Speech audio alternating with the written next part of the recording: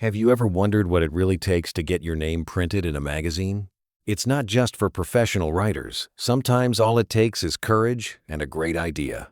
I still remember dreaming about it back in high school, flipping through travel and science magazines, imagining my name at the top of an article.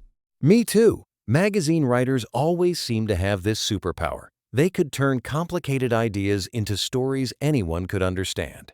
But writing for a magazine is a different animal compared to academic writing. You have to educate your readers, but if you're boring, you lose them in a heartbeat. Exactly. Every paragraph needs to pull the reader along. It's not just information, it's storytelling with a purpose. And that challenge, keeping readers hooked, is what makes magazine writing so exciting.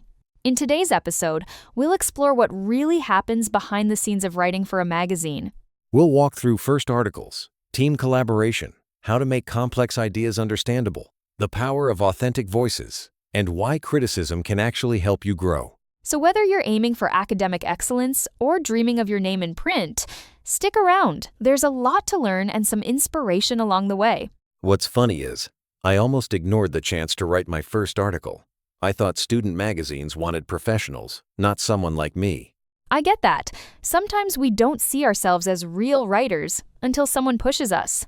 Did something or someone change your mind? One of my professors did. She caught me after class and said, "You become a writer by writing." I thought it was just a nice phrase, but it pushed me into action. That's the best kind of motivation. We put off starting until we feel qualified, but sometimes you just have to jump in. My first article took 2 weeks and endless rewrites, especially the introduction. It was about technology, changing university life. Honest, but far from perfect. But that honesty is what connects with readers. Authenticity matters more than perfection, especially when you're just starting out.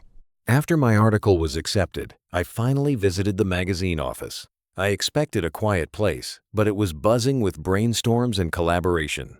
That doesn't surprise me. People think writing is a solo job, but so many roles are involved, from editors to designers. Absolutely. Editors didn't just fix grammar, they shaped the article's structure. Photographers and designers made everything more appealing. And sometimes the proofreaders save the day by catching tiny mistakes no one else noticed. It's really a team sport, isn't it? Exactly. Readers often don't see all those invisible contributions, but every published article is a group achievement.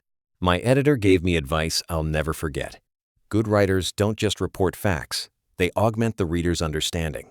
I love that word, augment. It means to improve or add to something. So your job wasn't just to inform, but to help readers see things more clearly. He was clear. Repeating information isn't enough. You need to explain, organize, and make ideas stick. That changed how I approached every article. Anyone can Google facts, but making information meaningful, that's where a writer truly shines. It's a great lesson for anyone learning English or writing in any language. Something else I learned. You can't write the same way for every audience. My editor caught me using textbook language when my readers needed something simpler. It's such a common trap, especially for academic writers. Sometimes the simplest words explain the hardest ideas. And staying curious helps too. The editor encouraged us to follow news, read widely, and always ask new questions so our writing stayed relevant. That habit of reading before social media, that's a great takeaway for English learners. Small changes in routine can lead to big improvements over time. Not every article was a win. Once, my editor said, "I understand every sentence individually, but together they completely baffle me."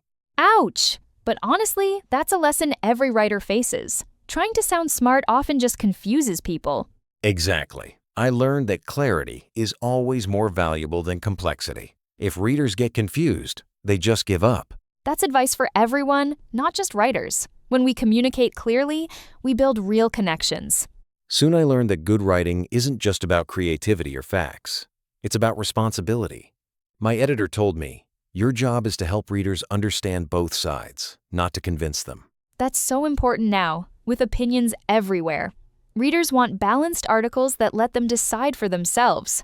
I interviewed teachers about AI in education. Some loved it, some were worried. When I presented both views, readers actually thanked me for being fair. That's probably the best compliment a writer can get. People don't need you to agree with them, but they do want to feel respected.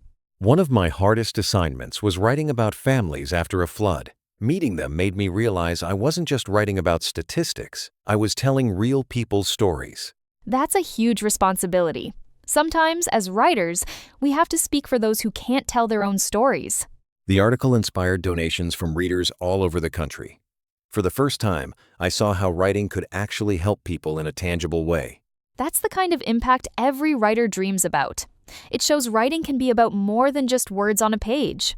Of course, not everyone loved my work. I got some harsh criticism by email and my editor just laughed. He said, "If you publish, you must bear criticism."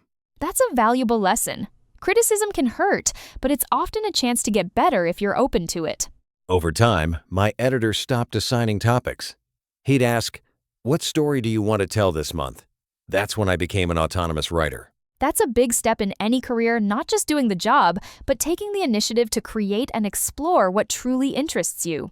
Looking back, writing for that magazine taught me how to listen, ask questions, organize ideas, accept criticism, and stay curious.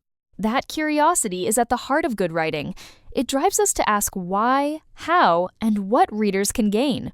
And those lessons go far beyond journalism. Whether you're learning English or starting a business, curiosity is what keeps you growing. I love that. The best stories and skills begin with a simple question and a willingness to keep trying, even after mistakes. Let's wrap up with 3 big takeaways from today. First, authentic writing, honest and clear, always connects better than trying to sound impressive. Second, every great article is a team effort. Editors, designers, and even critics help shape your work and make you better. And third, good writers stay curious, always learning from the world around them and from every bit of feedback they receive.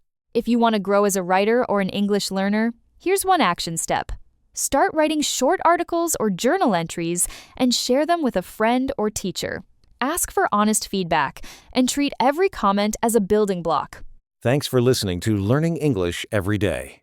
We hope this episode inspires you to read, write, and stay curious one story at a time. Keep practicing, keep improving, and remember, every word you write is another step toward confidence and connection. See you next time.